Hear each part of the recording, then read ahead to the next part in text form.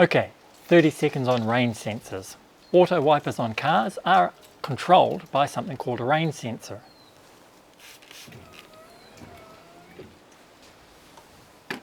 Now, if the rain sensor hasn't been installed correctly, which often happens after a windshield has been replaced, or if the windshield is dirty, the rain sensor can cause problems with the auto wipers.